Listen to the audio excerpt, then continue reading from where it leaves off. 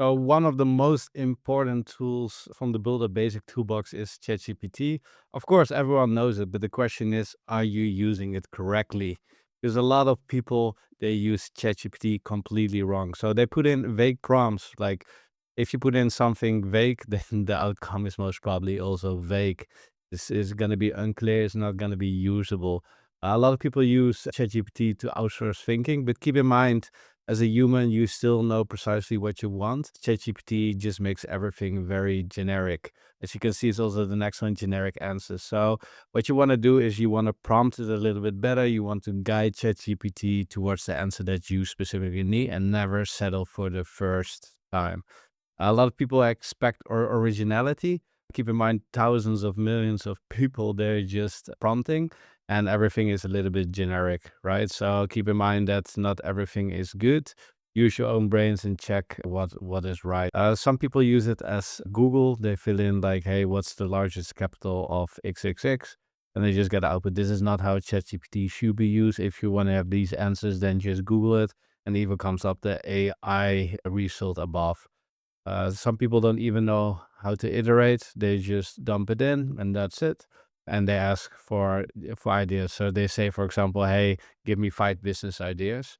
And yeah, this is not how you should do it. So very simple with everything in life. If you put in the wrong amount of input, you get the wrong output. And in the end, it's a lot of wasted time and you will not get the desired output. So what is ChatGPT actually for? So it is a great tool just to clarify your rough ideas or concepts or thoughts and then make it more specific, do additional research for it to make it better and more in depth. It helps up with content writing. A lot of people they just out of ideas, even me. So what I use it for is I dump in the content that I want and then I use it as the foundational layer after a lot of iterations, of course, for my upcoming work.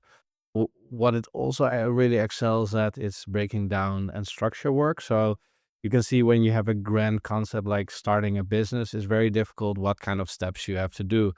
So with ChatGPT, makes it very easy and it breaks down all the different steps. So for you, it makes it easier to also execute, but also understand the global picture about what you're building. You can also use as a thinking partner. Like nowadays, like I actually hardly ask people for anything anymore. Where in the past, like I asked people for small things outside my domain.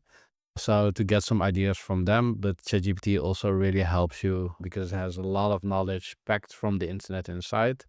Compressing your thinking into output. So in the end, you want to put something in and something comes out. Keep that in mind. Whereas like a lot of conversations sometimes leads to nowhere. It's amazing for stress testing ideas. So if you don't have a lot of budget or you don't want to do like a lot of interview or you want to have a lot of conversations, then it really helps you hyper speed this up. It's also great in turning an experience into assets. So what I also do, even for myself, I just add to my LinkedIn, my website, and everything I can find about it, about myself. And in the end, I can translate that perfectly into assets which I can actually use. Keep in mind, it's always speed over polish, right? So it's just very fast. It's very convenient, but does it deliver the best quality output? No. But in nowadays era, nothing has to be perfect, right? So speed over polish. Keep in mind, again, bad input is bad output. So what I just want to express, right? This is the only rule that matters, and keep that in mind with everything that you prompt. ChatGPT follows exact instructions, not questions, right? A lot of people they ask questions, but you need to guide it into a certain direction. So let me give you an example. Can you help me with marketing? Yeah, that's of course completely wrong. Of course, I did it very simple and easy, but you get the picture, right? So how you should do create a landing page outline for a B2B SaaS selling marketing to agencies, right? So in this aspect is like what you do over here is very generic and broad, but in the end you want to have something very specific, what you want to have and for who it is. This makes ChatGPT better in processing it, but also giving a better output in the end, right? All right, so we now know how to not use ChatGPT, but how do we actually use it? So in the internet, there's a consensus. A lot of people tried a lot of different ways to find the most optimal way to prompt. With this, it came out with the following. So that a role, a task, a context and constraints, and output format. So for the role, for example, ChatGPT sees the world through a different lens. This helps ChatGPT pick a certain way of thinking. What's most common? A lot of people use it like a job role, right? Let's say like a marketing manager or a CEO or like a VC, a HR manager, you name it. For the task, for example, it can be like, hey, create a marketing strategy. For the context, can be for a startup company which is operating in the blockchain space. Constraints is like, hey, don't focus on this legal aspects. I don't know the legal aspect in that matter, but let's keep it that way. And the output format is 5 social media posts. In this way, ChatGPT has everything they need and to make the best output. Let me give you an example here as well. This is another. So the role is a startup advisor. The task is write an email. Context is 5,000 euro service for solo founders. Constraints, no emoji, short sentence, direct and professional tone. Output in 3 different versions. So keep in mind this beats random prompting always. If you just say write a email for my service, of course you don't get what you want. All right. So what are different use cases for ChatGPT, right? So use case one is write faster. In this way, ChatGPT is very, very good at outputting content. A lot of people throw everything inside and then ChatGPT has enough information to write a lot of content for you. So you can think about emails, sales pages, proposals, and content drafts. Keep in mind, I say here specifically drafts. Another way is like ChatGPT never outputs in one time everything correctly. So I added here some iteration prompt to make sure that the output will be the best. So make it shorter, remove fluff, rewrite for clarity. I never settle for the first output when it comes to content. So keep this in mind. You can even copy it or use it yourself. For the use case two is better decisions. So a lot of times I need to make decisions between A or B. Should I invest X amount of money into this or that? And basically, ChatGPT does a lot of research. Where in the past I had to go to Google, I had to compare different pages, and then you never know what is like paid content or not. You never know where the source is coming from, right? So use case two, better decisions. So list risk, argue against idea, expose weak assumptions, give new directions. So by just talking to ChatGPT, making it your researcher slash advisor, it helps you a really big time and that you make that you prevent mistakes and see mistakes before they even happen. So it's really, really good. Use case three is turn ideas into systems, right? Fast paced service idea, break it into step, what can be automated and what should be removed, right? So a lot of people have ideas, but they don't know how to execute it. ChatGPT is really, really good in breaking this up and really comes with a plan how to do it and also finding a really great scalable way to get it done. All right, so some general mistakes to avoid. So never use one line prompts, always use multiple ones. I know even for me, sometimes I get a little bit lazy and I just use one line prompts. But in the end, I notice as well, like then it costs you more time iterating than if you do it one time correctly, right? So most time I use around 3 or 4 lines and I use also like a few keywords below to guide it already in the right direction, right?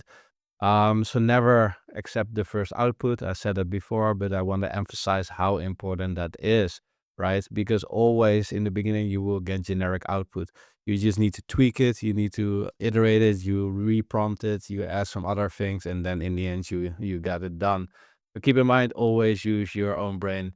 You got gifted a beautiful brain, you use it. Well, don't use it as a search engine, right? It's not Google. It's basically your best body that can actually think and do and act a lot more things than Google, right? But if you want to have a specific thing, just use the right search engine for your search. Never expect originality because that is non-existent. But even though you think, oh, this idea is new, well, most likely a lot of other people already done it because there's some research available. Also keep in mind where ChatGPT gets all the information from is basically from online. So that means that there are already that there are already people done things before, else ChatGPT cannot come up with that idea. So I wrote down a few points how to improve your output. So make it shorter, right? I use that all the time because I even don't like it. I receive so much messages and they're very lengthy. And what I really hate is that I can see it from ChatGPT, right? So the key with using ChatGPT, especially when it comes to content, is that people don't see that it's really ChatGPT, right? So I always they make it shorter 30%, and most probably it's already much better. So keep in mind that the audience that you're writing for, this is from the true marketer side of me, a rewrite for your audience. Be concrete and specific, right? So a lot of time ChatGPT just goes around the bush and says a lot of like random stuff. No, we want to be sharp, direct, and concrete, right? Give examples. So yeah, sometimes they come up with ambiguous concepts and ideas. It's always good to give a few examples.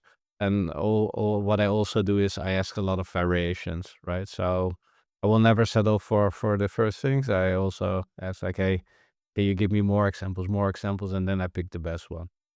Cut down buzzwords because there are certain words that ChatGPT always says all the time, and it's very easy to pick them out, right?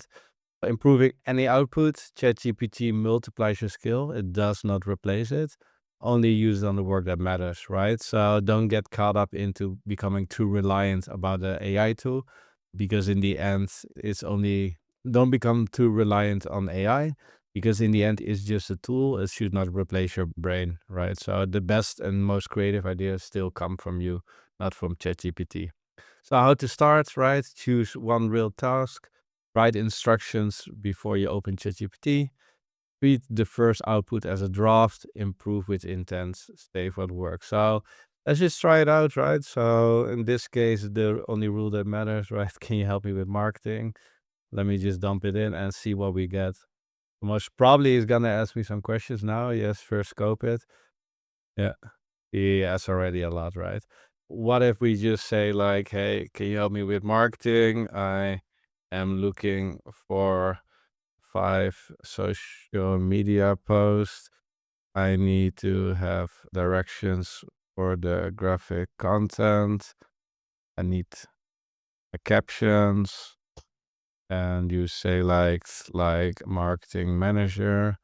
I need to make it focused on conversion driven driven driven, so it generates more leads for me.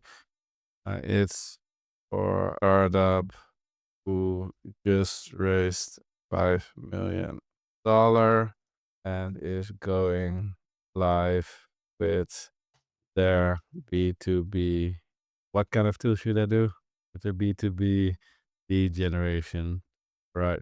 That's already way more specific. I actually didn't read this, but it's fine. Right now it's too vague. All right, let's just check it out, right? Let's just try it out. Like we know now all the different things that we have to do and that we should not do. In this aspect, right, let's try the following. Can you help me with marketing? So let's see what they come up. Most probably ask, hey, I need this and this and this and that. But it's already good. So the new version already applies this. It says already it's not good enough. But the thing is, once you already have like a huge database of a lot of things already asked, he already makes something for you. And what I've done already, I wrote it before. So act like a marketing manager for a startup. We just raised $5 million. The company is selling lead generation software. Our customers are in the US and focus on sales managers. Our USP's unique selling proposition is that we are 30% cheaper and drive 20% more leads. So write 5 social media posts for LinkedIn. Give the directions for the graphic content, the caption, the tone is professional. I want them to sign up for the demo, make it conversion driven so it generates more leads for me. Don't add fluff, redundant information, be direct. But as you can see, is like here's like the actor, right? Here's some context. This is the output, what you actually want. Set up some limitations as well, some constraints. But let's see what it comes up with, right? Let's throw it in. Below are 5 LinkedIn posts. Each has graphic directions and caption, direct, professional, conversion driven. Post 1, clean art, bar 1, cost per lead, your product vs market average. Great idea, by the way. Bar 2, leads generated, your product vs market average. So you can see over here, a good one, simple labels only, call to action, book a demo. Sales teams are under pressure to deliver more pipeline with less budget. Our lead generation software costs 30% less and delivers 20% more leads. The sales managers in the US, lower cost, high input, clear math. Book a demo. Ready, pretty good. Post 2 and 3, yeah, they're more or less the same. But what I will say is like, I want to have less fluff, less commercial, and add a narrative in there. So what really works well in nowadays marketing is adding like a narrative story. So let's see. Okay, time leads is more or less the same before and after. Most sales managers we talk to say the same thing.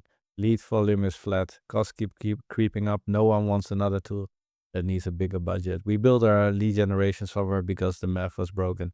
Teams using it pay about 30% less and see roughly 20% more leads. If you want to see how that works in practice, book a demo. Not bad at all. But yeah, as you can see, it's very, yeah, it's already very usable. But what I then do is just I update it more towards the company. All right, now it's your turn. Please share anything you already made, or if you have any good prompts, I would like to know.